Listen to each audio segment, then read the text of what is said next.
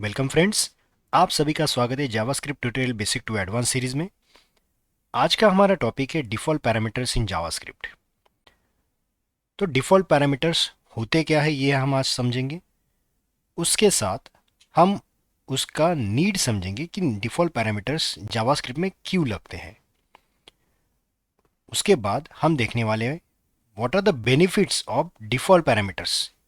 Default parameter use करने के फ़ायदे क्या क्या है और उसके यूज़ केसेस। तो हम वन बाय वन इस टॉपिक को देखते हैं। तो आज का टॉपिक जो हम देखने वाले हैं डिफ़ॉल्ट पैरामीटर्स। डिफ़ॉल्ट पैरामीटर्स होता क्या है ये पहले समझेंगे। डिफ़ॉल्ट पैरामीटर्स मतलब ऐसे पैरामीटर्स जो आप कोई फंक्शन को पास करते हो या फिर ऐसे पैरामीटर्स जो फंक्शन को आपने पास ना करने के बावजूद आपका कोड एक डिफ़ॉल्ट वैल्यू उसको कंसीडर करेगा। मतलब सपोज अगर मैं सपोज ये लिखूं कि मेरे पास एक डिस्प्ले नाम का फंक्शन है, राइट, या आप लिखते हो ऐसे डिस्प्ले नाम का फंक्शन है जिसमें मैं दो वेरिएबल्स ले सकता हूं, जैसे मैंने लिया नेम एंड एज, राइट। और अब मैं इसको प्रिंट करना चाहता हूं अपने कंसोल में कि मैं दो वेरिएबल इस फंक्शन को पास करूंगा, क्योंकि ये एक पैरामीटराइज फंक्शन है जिसके अंदर दो पैरामीटर हम पास करने वाले, राइट। जिससे मैंने पहला पैरामीटर एज ए नेम पास किया राहुल और एज पास की 20। तो आप जैसे ही इसको रन करोगे तो देखिए आपको कंसोल में राहुल और 20 दिखाई देंगे। क्यों? क्योंकि मैंने डिस्प्ले नाम के फंक्शन को ये दो पैरामीटर पास किए। बट सपोज मुझे ऐसी कंडीशन चाहिए जिसमें सिर्फ मैं राहुल पास करूं, मैं एज पास ना करते हुए भी एज के अंदर वैल्यू आनी चाहिए 20। मतलब मैं ऐसे कुछ चाहता हूं कि मैं कुछ इस फंक्शन को ना पास करते हुए, राइट, मैं इसी तरीके से इसको लिखना चाहूँ कि मैंने डिस्प्ले करके फंक्शन लिखकर उसमें राहुल पास किया है। अब ये नेम के अंदर वैल्यू जाएगी राहुल, बट एज के अंदर वैल्यू क्या गई? तो देखिए मैंने अगर एज की वैल्यू ना पास की तो एज की वैल्यू लेता है अनडिफाइंड। जैसे आपको पता है कि अगर मैं कुछ भी नहीं असाइन करता, सिर्फ डिक्लेयर करके छोड़ देता हूँ कोई वेरिएबल को, तो उसमें एक वैल्यू असाइन होती है अनडिफाइंड, ना कि एक गार्बेज वैल्यू। तो हमें इस सिचुएशन को अवॉइड करना है। इंस्टेड ऑफ अनडिफाइंड मुझे एक वैल्यू कंपलसरी चाहिए। अगर मैंने कुछ ना पास करूं तो इसमें एक वैल्यू बाय डिफॉल्ट जानी चाहिए। तो वो चीज को कहलाया जाता है डिफॉल्ट पैरामीटर्स। ये डिफॉल्ट पैरामीटर जावास्क्रिप्ट में पहले नहीं था, ये ES6 का फीचर है। मैं वापस कहता हूँ ये ES6 का फीचर है, इक्मास्क्रिप्ट 6 का फीचर है, जिसमें हम वैल्यू यहां पर देते हैं इक्वल्स टू सपोज 20। तो अब क्या होगा, नेम के अंदर जाएगी वैल्यू राहुल, बट एज की वैल्यू मैंने पास नहीं की है, तो एज की वैल्यू ये अनडिफाइंड ना लेते हुए ये 20 वैल्यू एज में असाइन कर देगा। जिससे क्या होगा, मैं जैसे ही ये प्रोग्राम रन करूंगा तो बाय डिफॉल्ट देखिए राहुल और 20 ये प्रिंट कर रहा है, राइट। आपको स्क्रीन पे दिखाई दे रहा है। आपने वैल्यू सिर्फ पास की राहुल, बट एज में वैल्यू ना पास करने की वजह से ये बाय डिफॉल्ट ये जो वैल्यू आप यहाँ पे पास कर रहे हो यही वैल्यू वो कंसिडर करेगा और उसने उस वैल्यू को प्रिंट किया एज ए 20, राइट। आप कहोगे ये ES6 का फीचर है, तो ES5 में ऐसे क्या था जो डिफॉल्ट पैरामीटर के तौर पे यूज किया जा रहा था। सपोज मैं इसी फंक्शन को ES5 में लिखना चाहूँ, मैं अभी इस फिलहाल इस फंक्शन को कमेंट कर देता हूँ और मैं इसी चीज को लिखता हूँ डिफॉल्ट पैरामीटर्स इन ES5, राइट। इसको लिखते हुए मुझे ऐसा लिखना पड़ता वैल्यू, सॉरी, फंक्शन डिस्प्ले जिसमें मैंने दो पैरामीटर लिए है एज, राइट। अब क्या होगा, मैं जैसे ही यहाँ पे डिस्प्ले पास करूँ राहुल, तो देखो राहुल जैसे मैंने पास किया, राहुल जाएगा नेम के अंदर, बट एज में मैंने वैल्यू नहीं लिखी है, राइट। एज के अंदर मैंने कोई वैल्यू पास नहीं की। तो मैं ऐसे चेक कर सकता हूँ कि एज की वैल्यू अगर अनडिफाइंड है, जैसे मैंने पहले दिखाया आपको, अगर आप कुछ पास नहीं करते तो एज में वैल्यू जाएगी अनडिफाइंड।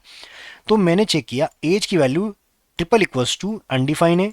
ये ट्रिपल इक्वल्स टू मतलब स्ट्रिक्ट कंपेरिजन आप कर रहे हो, राइट। टाइप के साथ आप चेक भी कर रहे हो और वैल्यू को भी चेक कर रहे हैं। तो अनडिफाइन अगर है तो मैं एज की वैल्यू रखूंगा 20 और फिर बाद में जाकर उस नेम और एज को मैं प्रिंट करूंगा। ये था तरीका ES5 का। बट इस तरीके को और सिंप्लीफाइड किया गया ES6 में, जिससे क्या हुआ, आपको ये एक्स्ट्रा चेक निकालना पड़ा, ये एक्स्ट्रा चेक जो आप कर रहे थे उसकी ज़रूरत नहीं पड़ी।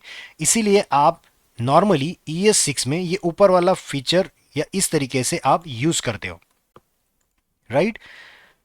ये था introduction of the default parameter कि डिफॉल्ट पैरामीटर होता क्या है।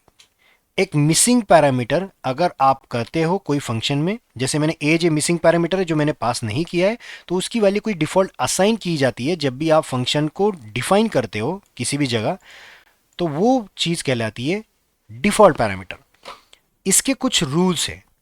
रूल्स मतलब अगर आप कोई डिफॉल्ट पैरामीटर लेना चाहते हो, जैसे मैं अभी यहां पर आपको लिख देता हूं, rules of default parameter, right.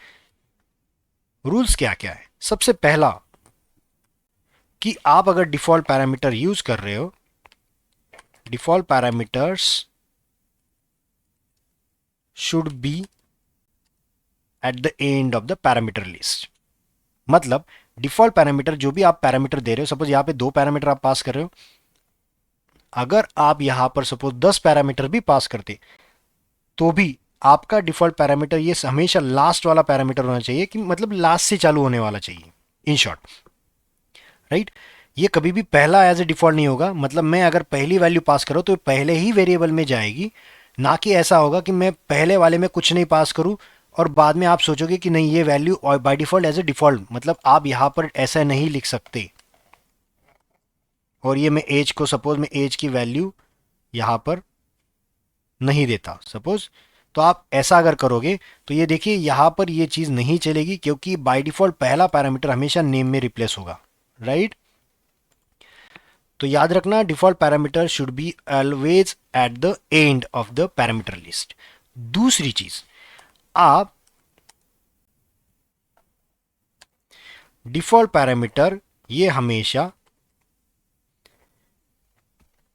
जैसे कि मैंने कहा, राइट से लेफ्ट तक जाने चाहिए, मतलब सबसे लास्ट पहले लिखो, राइट। फिर बाद में अगर आप चाहते हो कि और more than one parameter as a default होने चाहिए, तो उसके आगे वाला सेकंड लास्ट को आप डिफॉल्ट बना सकते हो, फिर थर्ड लास्ट। आप कभी भी स्टार्ट से डिफॉल्ट पैरामीटर नहीं बना सकते, राइट। तीसरा रूल, आप डिफॉल्ट पैरामीटर को कभी भी स्किप नहीं कर सकते, राइट। स्किप नहीं कर सकते मतलब क्या होता है कि अगर आप डिफॉल्ट पैरामीटर यहां पर मेंशन कर चुके हो तो ये हमेशा डिफॉल्ट वैल्यू ही लेगा, राइट। आपने यहां से स्किप कर दिया ये मानता हूं, चलो ठीक है कि यहां से आपने पास नहीं किया, बट ये पैरामीटर कभी भी यहां से स्किप नहीं होगा, यहां पर जो वैल्यू है वही उसको असाइन होगी, राइट। ये है उसका third rule. Fourth rule, default parameter should not be रीडिक्लेयर।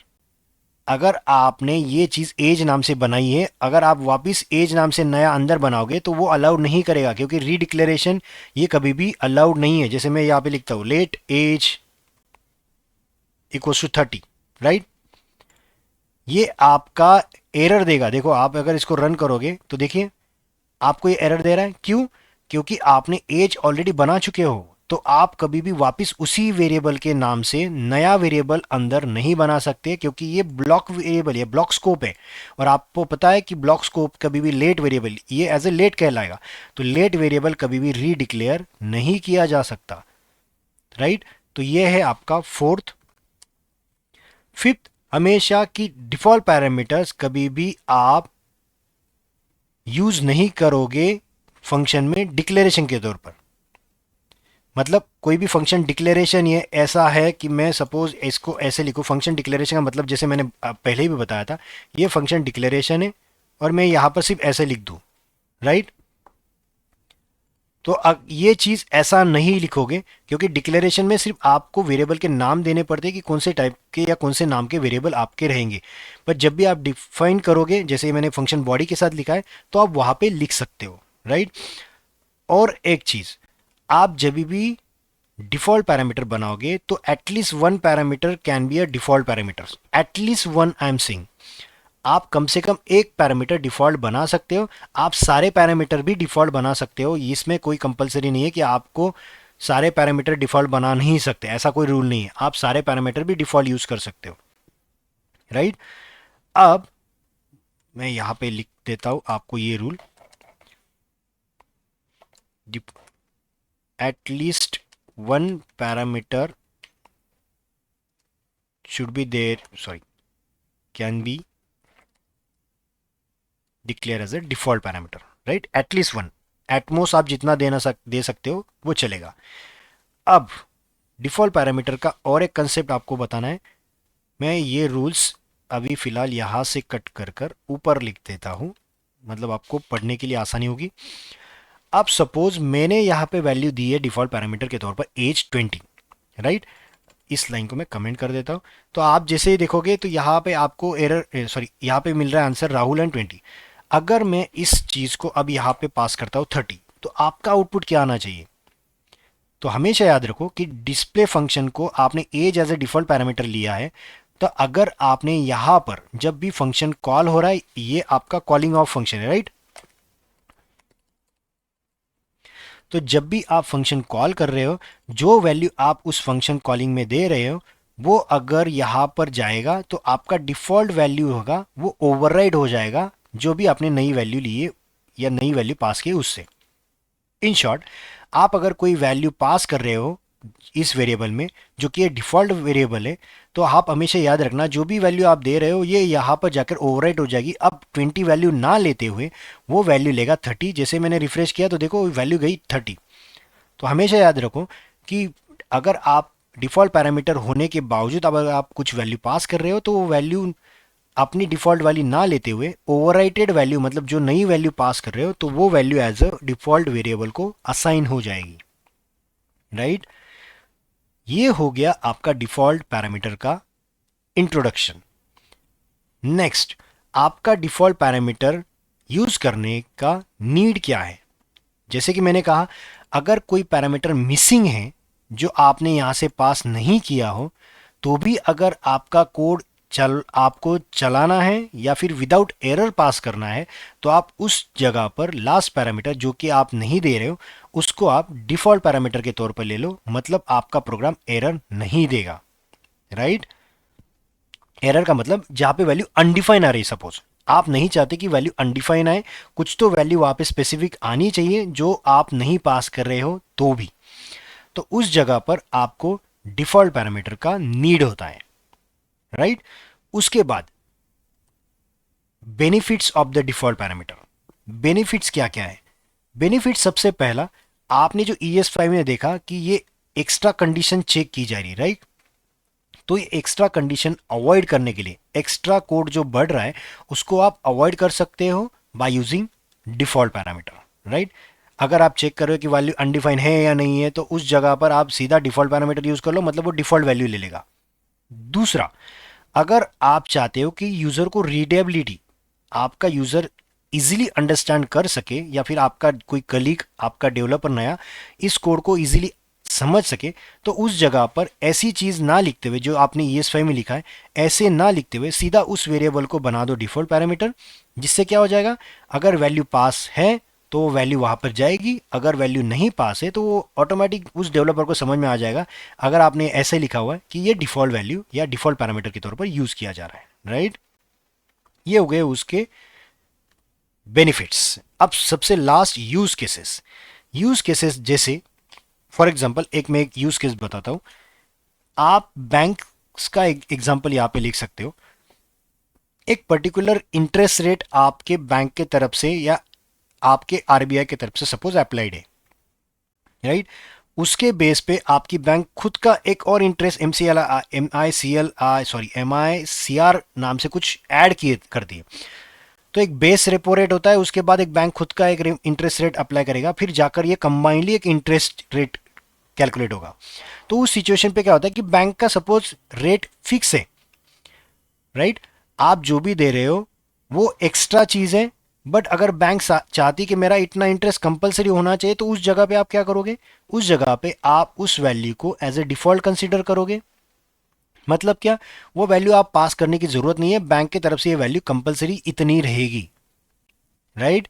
तो ये एक तरीके का यूज केस हो गया जहां पर आप वैल्यू नहीं चाहते बार बार चेंज करना, आप चाहते हो कि भाई ये वैल्यू हमेशा कांस्टेंट रहनी चाहिए, ये वैल्यू कभी चेंज नहीं होगी, तो वैसे वैल्यू आप वहां पे एज ए डिफॉल्ट यूज कर सकते हो। अगर सपोज इन फ्यूचर चाहते हो कि नहीं ये वैल्यू जो मैंने डिफॉल्ट रखी थी अभी ये ज़रूरत नहीं है, अभी ये वैल्यू नहीं आनी चाहिए, तो आप उस जगह पे नई वैल्यू पास कर दो, जैसे कि मैंने पास किया था 30।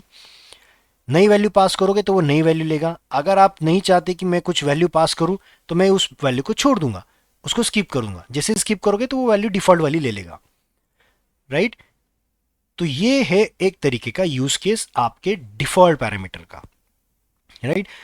आपको ये वीडियो अगर पसंद आता है तो आप प्लीज़ इसे लाइक सब्सक्राइब और शेयर ज़रूर कीजिए और अपने फ्रेंड्स को ये शेयर कीजिए, जिससे उनको भी बेनिफिट हो जाएगा और मुझे मोटिवेशन मिलेगा कि मैं इस तरीके के और एडवांस टाइप ऑफ वीडियोस आपके लिए बना सकूं। तो आज के लिए इतना ही, फिर मिलते हैं नेक्स्ट वीडियो में। Thank you.